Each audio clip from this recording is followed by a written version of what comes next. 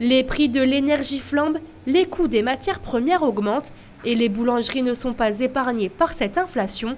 Particulièrement énergivores, certains établissements ont vu leurs factures exploser. Exemple à Doulincourt, en Haute-Marne. On a toujours quelques augmentations, mais là, cette année, je crois que ça bat les records, quoi. En plus de 40 ans de carrière, c'est la première fois que Didier Clément subit une telle augmentation.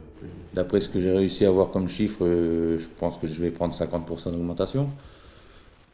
J'espère, pas plus. Si ça augmente de trop, on ne pourra pas payer et puis on sera obligé d'arrêter ou de trouver une autre solution ou d'arrêter la production ou de rester juste avec l'épicerie, je sais pas.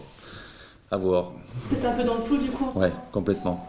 Mais avant de prendre des décisions radicales, la présidente de la Chambre de métier et de l'artisanat n'hésite pas à se rendre directement sur le terrain pour écouter et rencontrer les artisans haut-marnais. Il y a beaucoup d'artisans qui vont fermer ou qui vont, on va dire, licencier et travailler peu. Moi, il y en a qui me disent on ne travaillera plus l'après-midi, d'autres qui me disent on va fermer une journée de plus. Donc c'est l'économie qui s'en va. On retrouvait, on va dire, au point de vue du chômage, des baisses. Là, c'est le chômage qui va repartir. Et moi, où j'ai peur, c'est aussi nos apprentis. L'an dernier, on a explosé nos chiffres parce qu'on avait des apprentis, mais là, si nos entreprises ferment, il y a certains parents qui vont dire à leurs gamins, n'allez pas vers là, il n'y a plus d'avenir.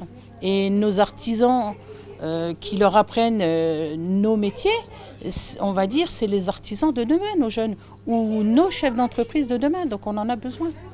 Face à cette situation, le gouvernement a mis en place différents dispositifs d'aide, mais faudrait-il encore que les artisans puissent en bénéficier ?